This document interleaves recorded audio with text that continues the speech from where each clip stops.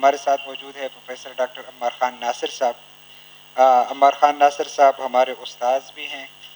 اور ہم نے اپنے کیریئر میں ان سے بہت کچھ سیکھا ہے۔ ہماری ملاقاتیں بہت کم رہی ہیں ہمیشہ، لیکن ان کی تحریروں سے بہت استفادہ کیا ہے۔ انہوں نے مثال لی کاؤنٹرنگ وائلنٹ ایکسٹریمزم کی، تو پاکستان میں جب دہشت گردی، طالبان اور ان کے بیانیے پہ کوئی شخص بات کرنے کے لیے تیار نہیں تھا، تو عمار خان صاحب وہ شخصیت ہیں جنہوں نے اتنے سخت دور میں اس پہ لکھا، اور پوری مذہبی روایت میں ان کا جو رسالہ ہے اشریہ، وہ واحد رسالہ ہے جس میں اس نے ڈائیورس لوگوں کو اسپیس دیا لکھنے کے لیے، چاہے وہ جس مکتب فکر سے بھی ہو، انہوں نے اس کے جج کیا، اور یہ پاکستان کا واحد مذہبی جریدہ ہے جو اپنے اپنے نوعیت کے اعتبار سے بالکل منفرد ہے۔ تو عمار خان ناصر صاحب درس نظامی بھی کر چکے ہیں، پی ایچ ڈی بھی ہیں، اور ان کی درجنوں کتابیں شائع ہوئی ہیں۔ ان کے والد پاکستان کے بہت بڑے اسکالر ہیں مولانا زاہد الراشدی صاحب، اور ان کی تحریری بھی بہت اہم ہے اس حوالے سے۔ خاص کر جو لوگ جہاد یا القاعدہ یا ان آئیڈیالوجی سے، تو عمار خان صاحب کے رسالے کا خصوصی شمارہ ہے جہاد نمبر اشریہ، جہاد نمبر کے، وہ بہت زیادہ اہم ہے، شاید اس کی ویب سائٹ پہ بھی اویلیبل، اور ان کی بہت ساری تحریری بھی۔ مدرسہ ڈسکورس پروگرام وہ چلا رہے ہیں، پاکستانی گریجویٹس جو مدرسہ ہے وہ، اور امریکہ کی یونیورسٹی آف نوٹر ڈیم کے ساتھ گزشتہ 4 سال سے، اور جس میں ان کے کئی اسٹوڈنٹس الحمدللہ مدرسے کے گریجویٹ اب باہر دنیا میں پڑھ رہے ہیں، اور مختلف یونیورسٹی میں ان کو اسکالرشپ مل گئی ہے۔ یہ اس کا بہت بڑا امپیکٹ آ رہا ہے پاکستانی سوسائٹی میں۔ تو میں دعوت دیتا ہوں جناب ڈاکٹر عمار خان ناصر صاحب کو کہ وہ تشریف لائیں۔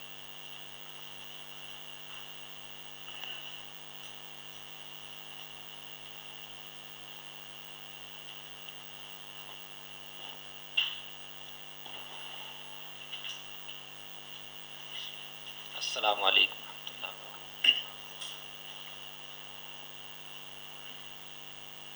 شروع کر سکیں؟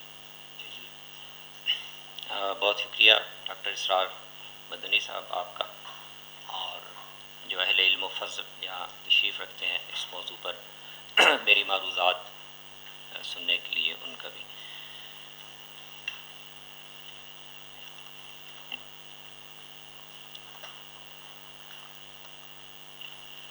یہ سوال جس پر ہم غور کر رہے ہیں، مسلم مذہبی فکر میں جمہوریت کے حوالے سے جو سوالات ہیں یا شکوک و شبہات ہیں یا بدگمانی ہے، تو اس کے اسباب کیا ہیں؟ اور اس لحاظ سے یہ اس سوال پر غور و فکر کا ایک اگلا مرحلہ ہمارے سامنے آتا ہے، اس لیے کہ جمہوریت اور مذہب کا، جمہوریت کا اور اسلام کا آپس میں کیا تعلق بنتا ہے، کس قسم کے مماثلتیں ہیں، کس قسم کے اختلافات ہیں، یہ گفتگو تو ہمارے ہاں کافی پرانی ہے۔ علامہ اقبال ہمارے جو نمایاں بڑے مفکرین ہیں، میں گفتگو کو بر صغیر کے تناظر تک ہی محدود رکھوں گا تاکہ اس کو ہم گرفت میں لا سکیں، اسی سے پھر ہم عمومی طور پر مسلمان ممالک میں جو بھی اس حوالے سے بحثیں ہیں ان کو ہم مربوط کر سکیں گے۔ تو بر صغیر میں ہمارے جو نمایاں اہل فکر جنہوں نے جدید دور میں مذہب کو، معاشرے کو، ریاست کو کیا اہم سوالات درپیش ہیں، کس قسم کے فکری چیلنجز کا سامنا ہے، ان پر بات کرنے والوں میں ایک بڑا نمایاں نام علامہ محمد اقبال کا ہے علیہ الرحمہ، اور وہ آج سے تقریباً 100 سال، 90 سال، 80 سال پہلے کا زمانہ ہے، اور اس وقت تک ابھی یہ جس ریاست میں بیٹھ کر، جس ریاست کے سیاق میں ہم یہ ساری گفتگو کر رہے ہیں، وہ بھی ابھی وجود میں نہیں آئی تھی، بلکہ جس وقت علامہ اقبال نے ان سوالات پر اپنے نتائج فکر پیش کیے، اس وقت تک پاکستان کا تصور بھی کسی واضح شکل میں پیش نہیں کیا گیا تھا۔ 1930 میں اور 1930 سے 38 کے زمانے میں انہوں نے مختلف خطبات دیے. ان میں سے کچھ ایسے خطبات جن کا مذہبی فکر سے تعلق ہے، مذہبی فکر کی تشکیل جدید سے تعلق ہے، وہ الگ سے ریکنسٹرکشن آف ریلیجیس تھاٹ اور اسلام کے عنوان سے ان کو الگ شائع کیا گیا. ان میں ان خطبات میں ان سوالات پر اور خاص طور پر اس سوال پر انہوں نے اپنا ایک تجزیہ پیش کیا ہوا. اس کے بعد بھی یہ گفتگو ہمارے ہاں جاری ہے، مسلسل جاری ہے. اس کے مختلف مراحل ہیں. کم و بیش سبھی نمایاں مفکرین جنہوں نے ریاست پہ، سیاست پہ اور مذہب کے موضوع پر گفتگو کی ہے وہ اس سوال کو ایڈریس کرتے ہیں. اچھا، لیکن اسرار مدنی صاحب کو میں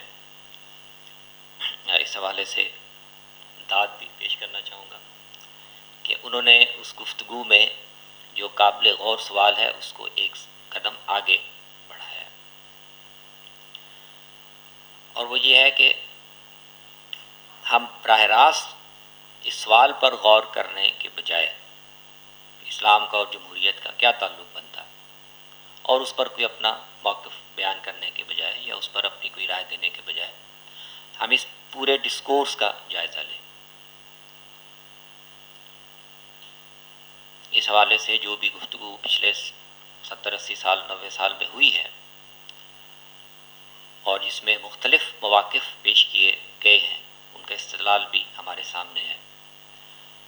تو ہم اس بحث میں کوئی ایک موقف لے کر اور اس کے دلائل دینے کے بجائے یا اس کے مخالف موقف کا رد کرنے کے بجائے، وہ بھی اپنی جگہ ایک عمل چل رہا ہے، وہ رک تو نہیں رہا، لیکن یہ بھی بہت اہم ہوتا ہے فکری مباحث میں کہ کچھ لوگ یا کچھ اہل علم وہ تھوڑا سا ڈس انگیج ہو کے تو وہ پورے ڈسکورس کو دیکھیں کہ یہ بات ہو کیا رہی ہے، کون کون لوگ کیا بات کر رہے ہیں، ان کا کیا زاویہ نظر ہے. جن کا جمہوریت کی تائید یا حمایت میں ایک رجحان ہے وہ کیا نکات پیش کر رہے ہیں، اور جو نقطہ نظر جمہوریت کے بارے میں ایک شک و شبہ کی نظر رکھتے ہیں یا ان کے اس پر اعتراضات یا سوالات ہیں تو ان کی کیا بنیاد ہے. تو پوری بحث کو سمجھنے کے لیے یہ بھی بہت ضروری اور اہم ہوتا ہے کہ ہم پوری بحث کا ایک جائزہ لیں. تو مجھے جہاں تک ذہن میں ہے ہمارے یہاں پچھلے 15-20 سال میں اس موضوع پہ کافی ڈسکشن ہوئی ہے، لیکن اس سوال کو اس طرح سے شاید میں نے پہلی دفعہ دیکھا ہے آپ نے فریم کیا ہے کہ اب ہم اس پوری بحث کا بھی جائزہ لیں. جمہوریت کے رد میں بات کریں یا جمہوریت کے دفاع میں بات کریں، وہ اپنی جگہ ایک بحث چل رہی ہے، لیکن ہم اس پوری بحث کو بھی ایک نظر سے دیکھیں کہ یہ کیا گفتگو ہو رہی ہے.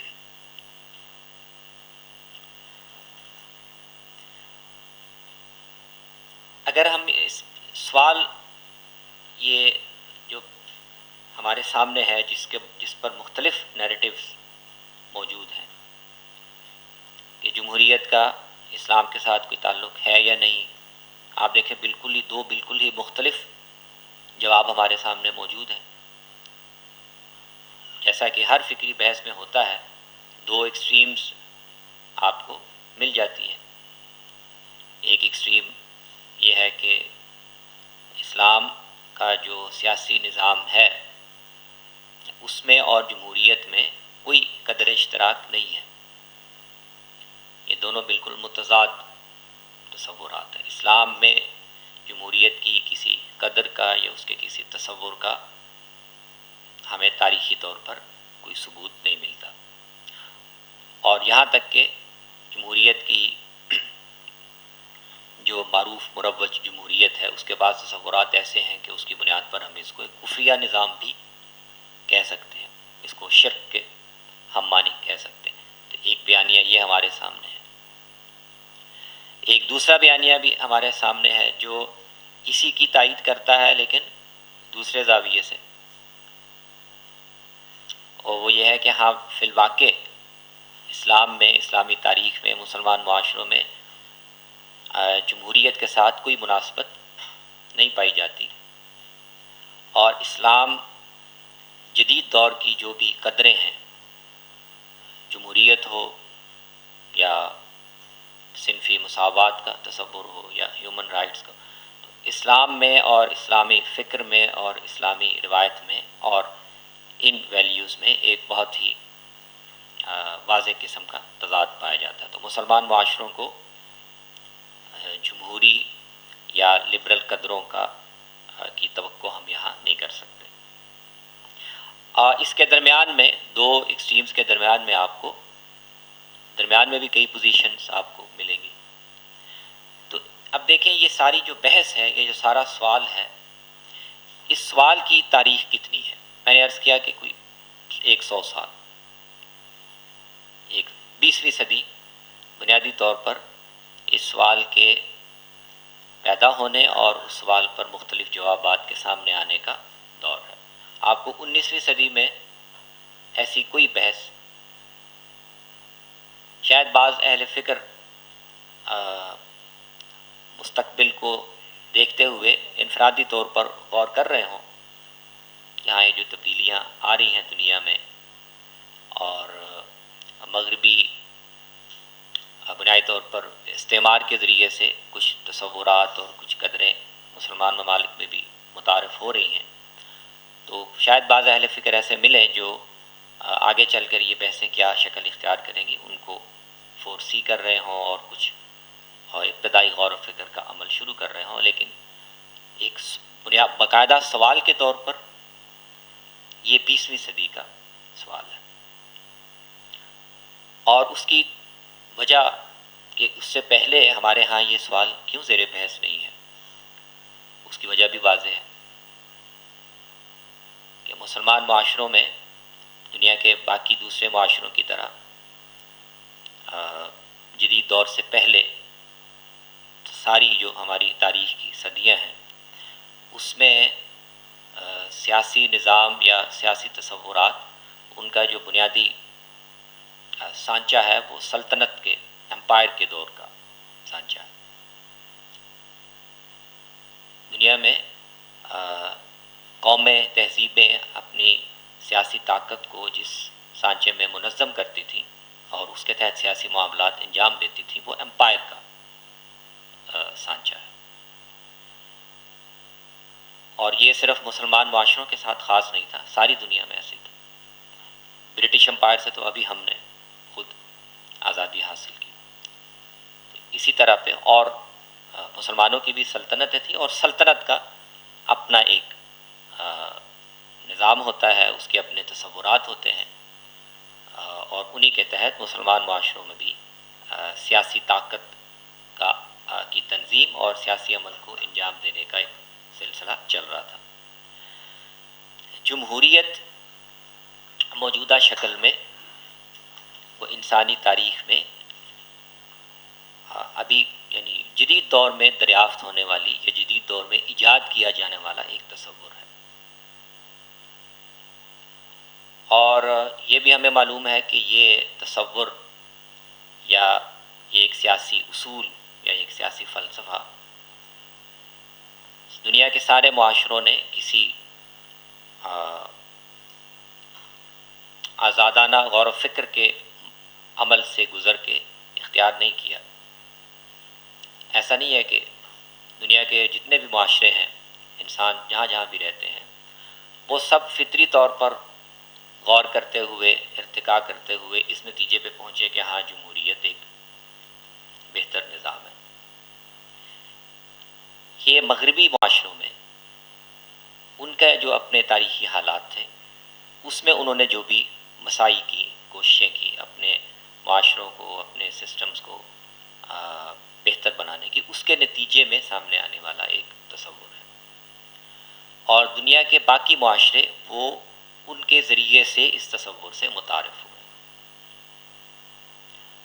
تو 20ویں صدی سے پہلے، حتیٰ کہ آپ دیکھیں 19ویں صدی میں بھی، جبکہ 1857 میں ہمارے ہاں باقاعدہ برطانوی اقتدار باقاعدہ قائم ہو چکا تھا، تو آپ کو 19ویں صدی میں بھی سر سید احمد خان نے اس حد تک تو اس تصور سے فائدہ اٹھایا کہ انہوں نے برطانوی ارباب اقتدار سے گفت و شنید کے لیے اور مسلمانوں کو سیاسی عمل میں شریک کرنے کے لیے جو ان کے سامنے مقدمہ رکھا، اس میں اس کو استعمال کیا۔ برطانوی جمہوریت ان کے ہاں تو کسی اور شکل میں تھی، لیکن یہاں اس کا انہوں نے ایک چھوٹا سا حصہ متعارف کروایا تھا نمائندگی کا، کہ ہاں نمائندگی ہونی چاہیے، اور وہ مقامی لوگوں کو، ہندو ہوں مسلمان ہوں، ان کو نمائندگی کی حد تک ہی رکھنا چاہ رہے تھے۔ وہ ان کو ان معنوں میں اقتدار دینا نہیں چاہ رہے تھے، اقتدار سونپنا نہیں چاہ رہے تھے جیسے وہاں ان کے ہاں جمہوریت کا تصور ہے۔ تو خیر جتنا بھی انہوں نے اس تصور کا جتنا بھی حصہ یہاں متعارف کروایا نمائندگی کا، تو سر سید احمد خان نے اور بعض دوسرے اہل فکر نے اس کو استعمال کیا کہ ہاں ٹھیک ہے، اگر نمائندگی کا اصول ہے تو آپ مسلمانوں کو بھی اس سے الگ نہ رکھیں، ان کو بد اعتمادی کی نظر سے نہ دیکھیں، بلکہ ان کو اس میں شریک کریں، اس میں ان کو جگہ دیں، تو اسی سے بد اعتمادی دور ہوگی، اور آپ کو ظاہر ہے وہ خطاب تو برطانوی حکمرانوں سے کر رہے ہیں، تو آپ کو بھی یہاں حکومت کرنے میں آسانی ہوگی۔ یہاں کا ایک بہت بڑا طبقہ اور حکومت اس کے درمیان بد اعتمادی نہ ہو، بلکہ وہ انتظام و انصراف میں ایک حد تک شریک ہو۔ تو وہ اس حد تک تو اس کو استعمال کر رہے ہیں، لیکن ان کے ہاں بھی یا اس دور کے اہل فکر کے ہاں بھی آپ کو جمہوریت ایک پورے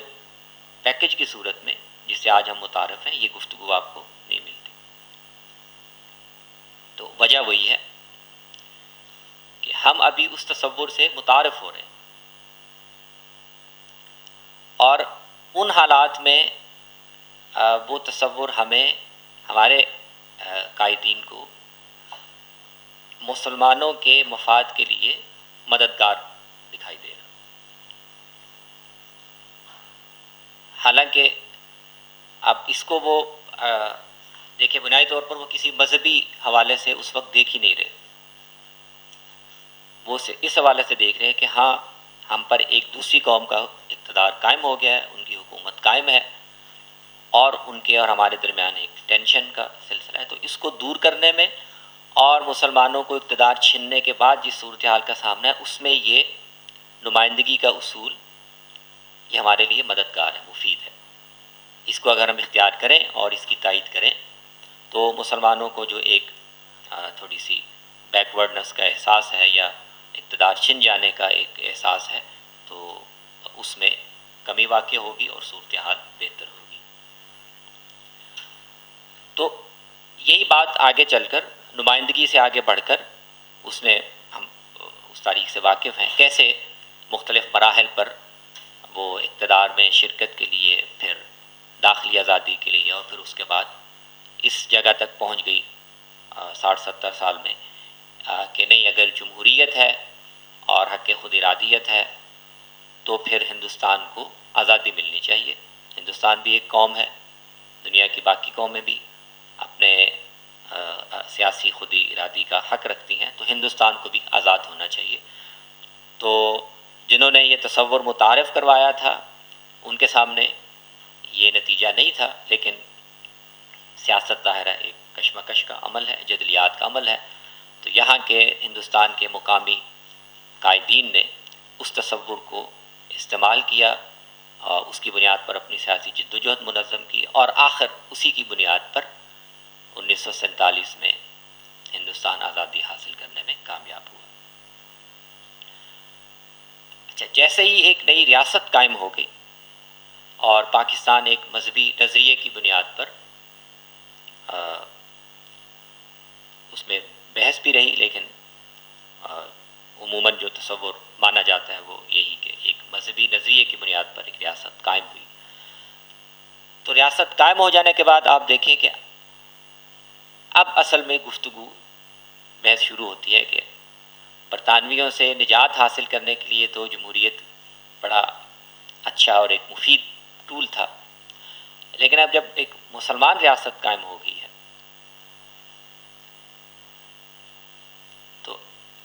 اب وہ ایک جدید ریاست ہے.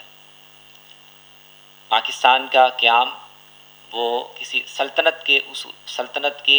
احیاء کے اصول پر نہیں ہوا. یعنی ایسا نہیں ہے کہ ہم 1857 میں جو حکومت ہم سے چھینی تھی ہم اس کو بحال کر رہے ہیں، ایسا نہیں ہوا. وہ جدید جمہوری نیشن اسٹیٹ کے تصور کے تحت قائم ہونے والی ایک ریاست ہے.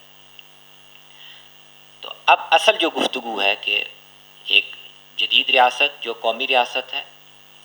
جو جمہوریت کے اصول پر قائم ہے، اور اس کی بنیاد میں ہی، اس کے بنیادی تصور میں ہی یہ ساری چیزیں شامل ہیں، اس کا ہم اپنی مذہبی فکر کے ساتھ یا اپنی مذہبی روایت کے ساتھ تعلق کو کیسے سمجھیں. اس لیے کہ ہماری جو مذہبی فکر ہے، ہمارا جو قانونی فقہی لٹریچر ہے اور ہماری جو تاریخ ہے، اس کے لحاظ سے یہ ایک نیا تصور ہے. سلطنت مختلف ہوتی ہے نیشن اسٹیٹ سے، بادشاہت جو ہے وہ جمہوریت سے مختلف ہوتی ہے، اور اسی طرح جن پر آپ حکومت کرتے ہیں وہ تصور بھی رعایا کا جدید ریاست میں سٹیزن کے شہری کے تصور سے مختلف ہوتا ہے. اب ہم اگر یہ ایک جمہوری ریاست بھی ہے، ایک قومی ریاست بھی ہے، اور اس کے ساتھ ساتھ ایک اسلامی ریاست بھی ہے، تو اب ان تصورات کا باہمی تعلق ہم کیسے سمجھیں؟ یہ ہے سارا کانٹیکسٹ جس میں یہ ساری گفتگو چل رہی ہے. میں نے جیسے عرض کیا، دو جو انتہائی مواقف ہیں وہ بھی ہمارے سامنے موجود ہیں، اور فکری طور پر اگرچہ اس فکر کو ایک عملی جد و جہد کا موضوع تو آپ کو پچھلے 2 دہائیوں میں نظر آتا ہے کہ اس نیریٹو کی بنیاد پر ریاست کے خلاف ایک مسلح اقدام کی ایک جد و جہد منظم کی گئی، اور اس کا بنیادی استدلال یہی تھا کہ جمہوریت ایک اسلامی نظام نہیں ہے بلکہ یہ کفر ہے اور یہ شرک ہے. لیکن یہ جو تصور ہے یہ اس سے پرانا ہے، اور ہماری جو مذہبی فکر ہے، علماء کی جو فکر ہے، اس میں بہت یہ بہت کافی حلقوں میں بڑی نمایاں شخصیات میں یہ تصور موجود رہا ہے. اگرچہ وہ اس کی بنیاد پر ریاست کے خلاف کوئی جد و جہد کرنے یا بغاوت کرنے یا مسلح جد و جہد کرنے کے قائل نہیں رہے، اس کو وہ ٹھیک نہیں سمجھتے تھے. لیکن یہ بنیادی تصور کہ جمہوریت اسلام سے مختلف ایک فکر ہے، اس میں عوام کو جو اتھارٹی دی جاتی ہے وہ اسلامی نظام میں نہیں دی جاتی. اس میں شہریوں کو جو ایک بالکل مساوی حیثیت دے دی جاتی ہے، اسلامی سلطنت کے اسلامی ریاست کے نظام میں وہ نہیں دی جاتی. یہ بحثیں ہمارے یہاں پوری طرح موجود ہیں فکری سطح پر. تو ایک تو اگر اس بحث کے طالب علم کے طور پر اگر ہم یہ سمجھ رہے ہیں کہ یہ نیریٹو پہلی دفعہ ٹی ٹی پی وغیرہ نے پیش کیا تو یہ ٹھیک نہیں ہے. یہ انڈرسٹینڈنگ اور اسلام اور جمہوریت کے باہمی تعلق کے بارے میں یہ پوزیشن، یہ ٹی ٹی پی کی ایجاد نہیں ہے. وہ اس کو پیش اس طرح کروڈ شکل میں کرتے ہیں، وہ اس کی بنیاد پر ایک اقدام کے مرحلے پہ آگے بڑھ جاتے ہیں، لیکن یہ جو بنیادی الجھن ہے یا ایک سوال ہے یہ ہماری مذہبی فکر میں موجود ہے. اور میں نے جیسے عرض کیا اس کا بیک گراؤنڈ ہے کہ اس کو ریزالو کرنا کہ اچھا ایک جدید مسلم ریاست اور اس کو ہم سلطنت کے دور میں جو ایک نظام یا ایک تصوراتی ڈھانچہ بنا ہو اس کو کیسے ہم آپس میں تعلق سمجھیں، وہ ایک مشکل سوال ہے. اور جو چیزیں تاریخ میں جڑیں رکھتی ہوں، آپ کے ماضی میں جڑیں رکھتی ہوں، ان سے ایک دم آپ ان کو ڈسمس کر کے آگے نہیں بڑھ جاتے. وہ ایک فکری عمل سے ان کو گزرنا ہوتا ہے، ان کی تنقید ہوتی ہے، آہستہ آہستہ یہ چیزیں واضح ہوتی ہیں کہ ہاں کیا چیز اسلامی تاریخ میں یا اسلامی تصور سیاست میں ہمیشہ کے لیے ہے، کون سی چیزیں ہیں جو قابل تبدیلی ہیں. یہ چیزیں جو ہیں وہ وقت گزرنے پر واضح ہوتی ہیں. تو وہ بحث رہی ہے. اب بھی میرا خیال یہ ہے کہ شاید وہ اتنی ووکل نہ رہی ہو حالات کی وجہ سے، لیکن وہ تصور موجود ہے. 40-50 سال پہلے آپ چلے جائیں تو وہ ساری گفتگو، وہ سارا موقف، سارا مقدمہ بڑے واضح طور پر پیش کی. کتابیں یہاں چھپی ہوئی موجود ہیں، بحثیں موجود ہیں. اب شاید وہ اس طرح سے اتنی ووکل نہ رہی ہوں، لیکن وہ تصور جو ہے وہ ختم نہیں ہوا، اس لیے کہ وہ ایک فکری مسئلہ ہے. فکری مسئلے جو ہیں وہ اس طرح حالات سے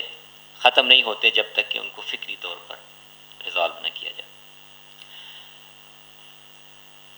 اچھا، تو میرے نقطہ نظر سے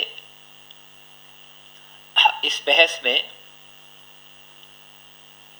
جو مختلف مواقف پیش کیے گئے ہیں اب تک، اب میں تھوڑی سی گفتگو، بحث کا ایک خلاصہ یا اس کا پس منظر میں نے آپ کے سامنے عرض کیا، اور جس رخ پر یا جن بنیادوں پر اب تک یہ گفتگو ہوتی رہی ہے یا ہو رہی ہے، تھوڑی سی میں اس پر بات کروں گا، اور پھر میں اس کو گفتگو کو مکمل کروں گا تاکہ سوالات کے لیے کچھ زیادہ وقت مل جائے. اب تک جو گفتگو ہوئی ہے اور اس پر جو رجحان غالب رہا ہے دونوں طرف سے، جمہوریت کو مذہبی بنیادوں پر یا مذہبی استدلال کی بنیاد پر رد کرنے کا موقف ہو، یا جمہوریت کو مذہبی بنیادوں پر جواز دینے کا یا اس کو اسلام سے ہم آہنگ ثابت کرنے کا موقف.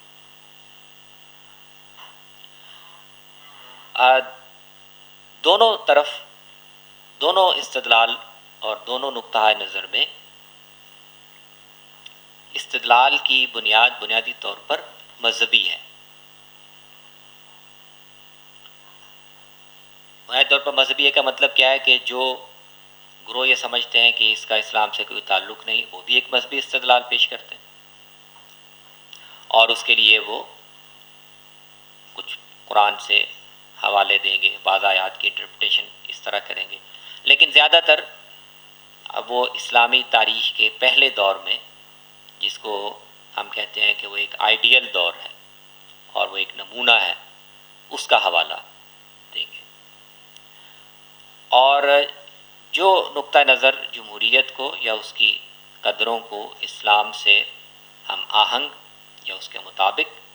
ثابت کرنا چاہتا ہے، وہ بھی اپنا استدلال مذہبی بنیادوں پر پیش کرتا ہے، اور وہ بھی بہت سی آیات سے، بہت سی احادیث کی ایسی انٹرپریٹیشن کرتا ہے، اور اسلامی تاریخ کے پہلے دور کی ایک ایسی تفہیم پیش کرتا ہے جس سے یہ ثابت ہو کہ نہیں، بنیادی طور پر اسلام بھی جمہوری اصول کو یا جمہوریت کے اصول کو تسلیم کرتا ہے. اب یہ بحث اب تک میرے خیال میں اس پر غالب جو رجحان ہے وہ یہی ہے کہ ہم آج کے دور میں اگر جمہوریت کے حوالے سے ایک موقف طے کرنا چاہتے ہیں، اس کے ساتھ اپنا ایک تعلق متعین کرنا چاہتے ہیں، تو اس کے لیے بنیادی استدلال اور اس کا انداز وہ ہوگا جیسے ہم مثال کے طور پر فقہ کے کسی بھی مسئلے میں جن ماخذ کو ہم عام طور پر پیش کرتے ہیں، فقہ کا کوئی بھی مسئلہ ہو، عملی زندگی کا کوئی بھی مسئلہ ہو، تو اس میں جو ترتیب ہے کہ ہاں اس میں قرآن مجید نے کیا کہا، نبی صلی اللہ علیہ وسلم کی سنت میں کیا ہے، قیاس کیا کہتا ہے، اجماع علماء کا کیا ہے، تو ہم اسی انداز استدلال کو استعمال یہاں بھی کریں اور دکھائیں کہ اچھا اگر جمہوریت غلط ہے تو اس کے لیے ہمیں اسی ترتیب سے ایک بات کرنی پڑے گی. اگر وہ قرآن کی کسی آیت سے یا قرآن کے دیے ہوئے کسی اصول سے ٹکراتی ہے تو وہ غلط ہے. اگر سنت میں اس کی کوئی مثال یا نمونہ نہیں ہے، یا اجماع اسلامی تاریخ کا خلافت کا جو دور ہے اس میں وہ اس کے ساتھ کوئی مماثلت نہیں بنتی بلکہ اس کے ساتھ وہ ٹکراتی ہے، تو وہ خلاف اسلام ہے. تائید میں جو استدلال ہے وہ بھی انہی بنیادوں پر استوار ہے. تو جمہوریت کا ماخذ اسلام کو یا نصوص کو، ٹیکسٹ کو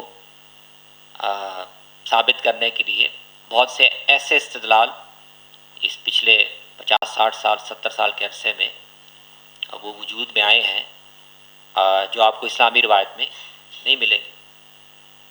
بہت سی احادیث اور ایسی آیات جن سے یہ نتیجہ کبھی اخذ نہیں کیا گیا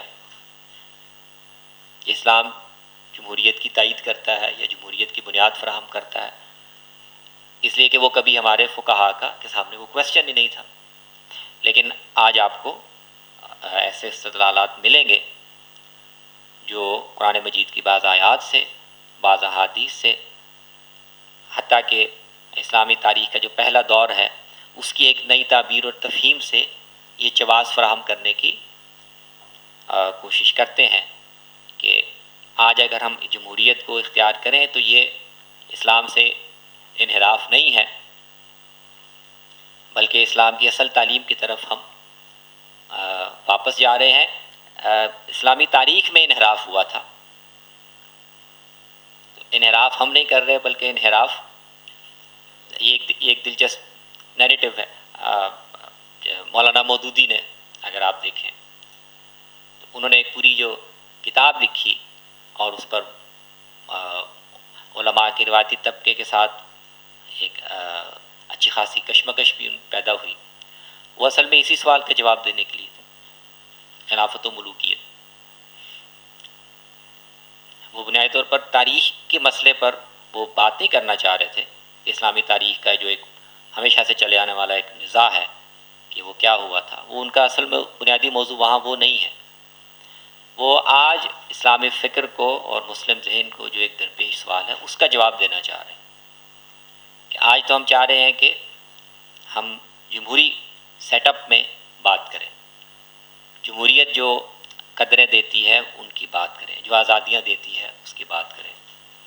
اب مسئلہ یہ ہے کہ آج کا ذہن پوچھتا ہے کہ یہ تو ساری آپ وہ باتیں کر رہے ہیں جو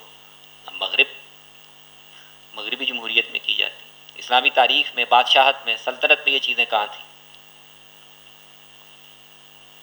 تو اس الجھن کو دور کرنے کے لیے، یہ سوال کا جواب دینے کے لیے مولانا نے اسلامی تاریخ کے پہلے دور کی طرف رجوع کیا اور یہ سمجھانے کی کوشش کی کہ یہ قدریں اصل میں تو وہاں بھی تھیں، لیکن پھر خلافت کے ملوکیت میں تبدیل ہو جانے کی وجہ سے آہستہ آہستہ یہ قدریں مسلمان معاشروں میں ختم ہونا شروع کی. تو آپ دیکھیں بنیادی طور پر وہ جمہوریت کو یا آج کی جو سیاسی آزادیوں کا ایک فلسفہ ہے اس کو ایک مذہبی جواز دینے کی ایک کوشش ہے، علمی کوشش ہے. اس کے میرٹس یا ڈی میرٹس پہ اس وقت ہم ظاہر بات نہیں کر رہے، لیکن میں اس کا محرک عرض کر رہا ہوں. اچھا، اس ساری بحث میں مذہبی استدلال چاہے رد میں چاہے اس کے حق میں، میرا اپنا طالب علمانہ نقطہ نظر یہ ہے کہ یہ فیصل نہیں کر سکتا بحث کو.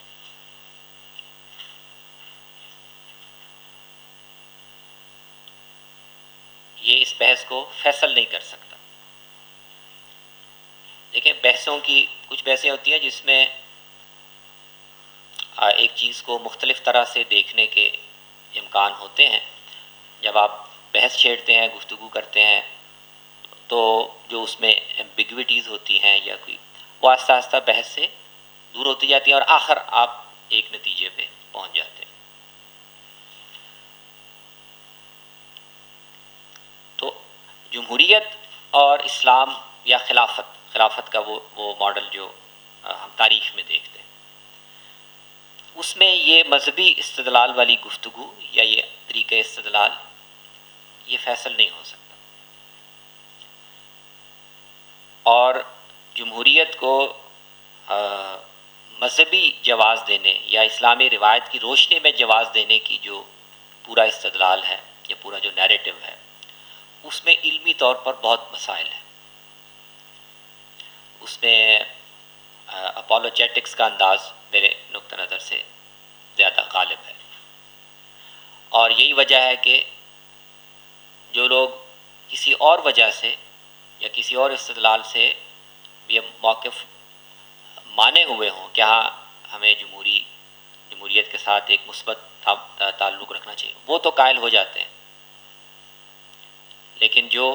نقطہ نظر یہ سمجھتا ہے کہ نہیں اس کا اسلام کے ساتھ یا اسلامی جو تصور سیاست ہے اس کے ساتھ مماثلت نہیں ہے، وہ قائل نہیں ہوگا.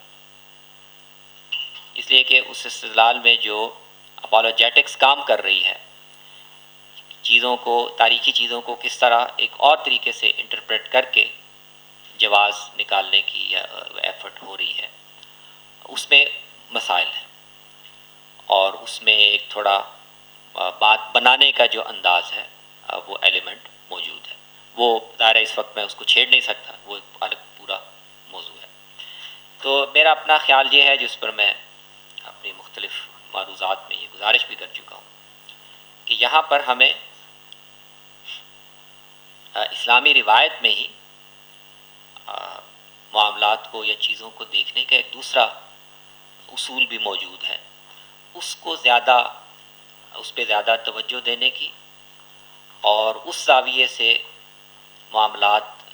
یا صورتحال کیا تھی اور اب کیا ہے، اور ہمارے لیے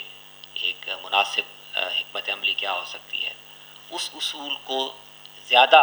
استعمال کرنے کی اور اس اصول کی روشنی میں تفہیم کی کوششوں کو زیادہ بہتر بنانے کی ضرورت ہے. اور وہ کیا ہے کہ ہم تاریخ کو اور تاریخ کے عمل کو سمجھیں. اب یہ ایک اصول کے طور پر تو ہماری روایت میں موجود ہے فقہ میں، لیکن جس شکل میں وہ یہ اصول وہاں موجود ہے وہ کافی محدود ہے. اس کو ہمیں ایک نئی شکل دینے کی ضرورت ہے. ہمارے فقہ میں عرف، آپ کے علاقے کا عرف، رواج، آپ کے زمانے کا رواج، یہ ایک اصول کے طور پر موجود ہے، لیکن وہ جس شکل میں موجود ہے وہ اصل میں فقہ کے چھوٹے موٹے مسائل کو ایڈریس کرنے کے لیے تو کارآمد ہے. وہ آپ کو ایک ایسا انٹلیکچول ٹول نہیں دیتا جس سے آپ تاریخ میں ہونے والی بڑی تبدیلیوں کو سمجھ سکیں. حالانکہ بنیاد اس کی بھی یہی ہے. عرف کا جو اصول ہے اس کے اندر یہ چیز شامل ہے کہ دیکھیں انسانی معاشرے اور ان لوگوں کے سوچنے کے انداز، لوگوں کے معاملہ کرنے کے انداز ایک جیسے نہیں رہتے، بدلتے رہتے ہیں، ایک ہی دور میں مختلف ہو جاتے ہیں. اور اس لیے آپ کو جو اس نوعیت کی چیزیں ہوں ان کو آپ کو فقہ میں اکاموڈیٹ کرنا پڑے گا. تو عرف جو ہے وہ فقہی مسائل میں بہت اہم اور بڑا کارآمد اصول ہے. میرا خیال ہے، میں بھی بی ایس کے بچوں کو فقہ میں نے پڑھائی، تو میں نے یہ محسوس کیا ان کو بات سمجھاتے ہوئے کہ فقہ کا میرا خیال ہے کہ کوئی شاید 70-80% جو حصہ ہے اس پہ جو تصورات پیش کیے جاتے ہیں کہ وہ عرف پر مبنی ہے. تو فقہ میں عرف کے اصول کو بنیادی اہمیت دی گئی ہے، اس کو اتنی کثرت سے برتا گیا ہے کہ مذہبی فکر کے لیے، مذہبی ذہن کے لیے اس کو استعمال کرنے میں یا اس کے ساتھ اس سے مدد لینے میں کوئی زیادہ مشکل نہیں ہے. لیکن اس کو جب آپ ایک پرنسپل کے طور پر بیان کرتے ہیں نا اصول فقہ میں، تو وہ ایک بڑا وہ اس کی تعریف یا اس کی پریزنٹیشن بہت لمیٹڈ ہوتی ہے، محدود ہوتی ہے. اسی کو اگر ہم تھوڑا ڈیولپ کر کے یہ شکل اگر ہم دے سکیں ہمارے اہل علم کہ عرف جو ہے وہ جیسے جزوی چیزوں کو، چھوٹے چھوٹے اختلافات کو سمجھنے میں مدد دیتا ہے، تاریخ میں آنے والے بڑے شفٹس کو، بڑی تبدیلیوں کو، بڑے تغیرات کو سمجھنے اور ان کے حوالے سے اپنا زاویہ نظر متعین کرنے میں بھی ہمیں اس اصول کو استعمال کرنا. جب تک آپ اب دیکھیں نا جو ذہن اسلامی تصور سیاست کیا ہے، اسلامی تصور ریاست کیا ہے، اس میں ایک اتنی مشکل یا اتنی ایک انتہا پسندانہ پوزیشن لے کر کھڑا ہے کہ جمہوریت اپنے سارے مظاہر کے ساتھ کفر ہے. اب اگر آپ اس کا ذہنی تجزیہ کریں تو بنیادی طور پر کہاں کھڑا ہے؟ وہ تاریخ کے ایک خاص دور میں بننے والے سانچے میں اپنے آپ کو اس نے سٹک کر لیا کہ اس سانچے میں اگر کوئی نظام سیاست بنے گا تو وہ اسلامی ہوگا، اس سانچے سے باہر نکلے گا تو وہ غیر اسلامی ہو جائے گا۔ تو اس کو آپ جب تک وہ اس تصور تاریخ میں کھڑا ہے، آپ کسی مذہبی استدلال سے، کسی آیت کی تشریح سے، کسی قیاسی یا فقہی استدلال سے آپ اس کو مطمئن نہیں کر سکتے۔ اس کا تصور تاریخ بدلنے کی ضرورت ہے، اور تصور تاریخ اور تاریخ میں آپ بدلنے والی تبدیلیاں، ان کے ساتھ تعامل کرنا، ان کے ساتھ انٹریکشن کرنا، یہ کیوں ضروری ہے؟ اس کے لیے ہمیں عرف کا جو تصور ہے یا اصول ہے اس کو ایک اور شکل دینے کی ضرورت ہے۔ تو میرے اپنے نقطہ نظر سے اس پورے نیریٹو کے ساتھ گفتگو میں، چونکہ میں پچھلے 15-20 سال سے اس پر کام بھی کرتا رہا ہوں، ان کے جو استدلالات ہیں ان کو بھی ان پر بات کرتا رہا ہوں، تو مجھے یہ چیز گیپ نظر آیا کہ ہماری جو مین اسٹریم مذہبی فکر ہے، جو جمہوریت کی، جدید ریاست کی، اس کی تائید کرتی ہے، وہ اپنی بات اس گروہ تک یا اس طبقے تک کیوں کمیونیکیٹ نہیں کر پا رہی؟ درمیان میں استدلال کا ایک بڑا گیپ ہے۔ وہ جن بنیادوں پر استدلال پیش کر رہے ہیں، وہ یا تو ضرورت ہوتی ہے یا مصلحت ہوتی ہے، اس سے مسلمانوں کا نقصان ہوگا، یہ اچھی بات نہیں ہے، وہ اس طرح کے استدلالات ہوتے ہیں۔ تو جو گروہ تو کھڑا ہی اس لیے ہے کہ ہاں ہم نے تاریخ کا دھارا بدلنا ہے، اور یہ جتنے مسلمان حکومتیں قائم ہیں یہ اصل میں کفر کی حکومتیں ہیں، اور ان کو اٹھا دینا یہ مقصد ہے۔ تو جو گروہ پہلے سے اس جگہ پہ کھڑا ہے، اس کو آپ خون خرابے کی قباحتیں بتا کے، یا یہ بتایا کہ کس سے انتشار پھیلے گا، یہ بات وہ پہلے ہی کہہ رہے ہیں، کیا انتشار پھیلے گا تو کوئی نیا راستہ نکلے گا، اس کے ساتھ کمیونیکیشن تو اس چینل سے آپ کر ہی نہیں سکتے۔ تو مجھے یہ احساس ہوا، اور جو میں نے بعض جگہوں پر بیان بھی کیا ذرا مبہم طریقے سے، لیکن آج چونکہ ہم اس پوری بحث کو تو میرا خیال ہے کہ یہ ایک دونوں مین اسٹریم مذہبی فکر میں اور یہ جو انتہا پسند بیانیے ہیں ان کے درمیان کمیونیکیشن میں جو گیپ ہے وہ یہ ہے کہ وہ جب تک آپ کا طرز استدلال یا بنیاد استدلال کی ایک نہیں ہوتی تو آپ کمیونیکیٹ نہیں کر سکتے۔ کمیونیکیشن کے لیے ضروری ہے کہ کچھ کامن گراؤنڈز ہوں جن کو آپ بھی مان رہے ہوں، جن کو آپ کا مخاطب بھی مان رہا ہو، اور ان کامن گراؤنڈ سے آپ نتائج اخذ کریں۔ تو یہاں وہ کامن گراؤنڈ موجود نہیں ہے، اس لیے وہ ساری گفتگو وہ میرے خیال سے اس میں عملاً آپ کی ریاست نے اور مذہبی فکر نے بھی ایک تھوڑا سا تاخیر کے ساتھ اس کی تائید کی، آپ نے عملاً طاقت کی مدد سے قابو پا لیا ہے، لیکن وہ جو نیریٹو ہے اور اس کا جو تصور ہے اس سطح پہ ابھی تک میرا خیال ہے ہم کمیونیکیٹ کرنے کی میں کامیابی حاصل نہیں ہو۔ وجہ یہی ہے کہ اس میں جو چیز بنیادی طور پر مدد دے سکتی ہے یا نتیجہ خیز ہو سکتی ہے، وہ فقہی استدلال، مذہبی استدلال وہ کام نہیں کر سکتا۔ اس میں دونوں وہ ایسا ہی اختلاف ہے جیسے فقہ کے کسی بھی مسئلے میں جب اختلاف ہو جائے تو وہ یہ مانا جاتا ہے کہ ہاں دونوں ٹھیک ہے۔ فقہ میں جو بنیادی اصول مانا گیا ہے کہ جب کسی مسئلے میں اہل علم کے اختلاف ہو جائے تو آپ حتماً نہیں کہہ سکتے کون سا صحیح ہے، اس لیے کہ دونوں کے پاس اپنی بات کے لیے ایک گنجائش ہوتی ہے۔ تو یہ جو اختلاف نصوص سے نتیجہ اخذ کرنے کا یا اس کی نوعیت بھی یہی ہے۔ آپ اس زاویے سے دیکھیں تو آپ کو آیت سے، حدیث سے، اسلامی تاریخ سے جمہوریت کے خلاف بھی دلیلیں مل جائیں گی، آپ اس زاویے سے دیکھیں تو آپ کو تائید میں مل جائیں گی، وہ آپ کو کسی ایک نتیجے پہ پہنچا نہیں سکتی۔ جو چیز مدد دے سکتی ہے وہ یہ ہے کہ ہم یہ سمجھیں کہ یہ تاریخ میں ہونے والا ایک عمل ہے، جو تبدیلیاں آئی ہیں وہ تاریخ میں آئی ہیں، اور تاریخ جو ہے وہ میرے آپ کے بنانے سے نہیں بنتی،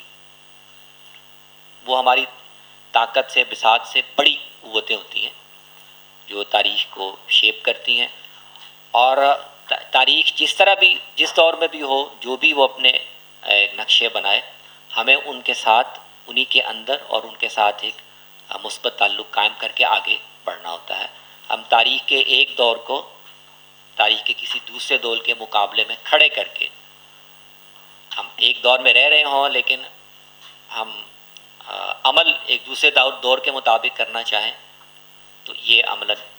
چل نہیں سکتا۔ یہ چیز اگر ہم سمجھنے میں اور سمجھانے میں کامیاب ہو جائیں گے تو میرے خیال میں یہ جو بھی گفتگو ہے کہ جمہوریت کے بارے میں مذہبی فکر میں، بلکہ مذہبی فکر کہنا بھی مشکل ہے، اب تو ہماری سیاسی فکر میں بھی موجود ہے بدگمانیاں، یہ چل سکتا ہے کہ نہیں، ہمارے معاشروں کے لیے یہ مفید ہے کہ نہیں، سیاسی فکر میں بھی یہ ابہامات، ایمبیگوٹیز آ رہی ہیں۔ آپ کے وزیر اعظم صاحب جو ہیں وہ تو کہہ رہے ہیں کہ ہمیں چین کا نظام زیادہ سوٹ کرتا ہے۔ تو یہ صرف مذہبی فکر کا مسئلہ نہیں ہے، اس لیے کہ جمہوریت، یہ اس کو ایک حقیقت کے طور پہ ماننا چاہیے کہ جمہوریت کا وہ تصور اور وہ ماڈل وہ ہم نے اپنے معاشروں کے ایک فطری ارتقاء سے ڈیولپ نہیں کیا، یہ ہمیں دنیا میں تاریخ کے زور سے مان لیے جانے والے ایک تصور سے واسطہ پیش آیا، اور ہمیں اس کے ساتھ کیا کرنا ہے یہ ہمیں یہ طے کرنا ہے، اور اس کے لیے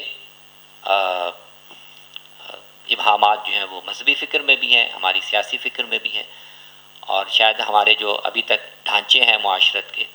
وہ بھی شاید پوری طرح اس ماڈل کے ساتھ ہم آہنگ نہیں ہیں۔ تو ان خطوط پر اگر ہم معروضی طور پر ان مشکلات کو سمجھ کر بات کو آگے بڑھانے کی کوشش کریں تو اس کے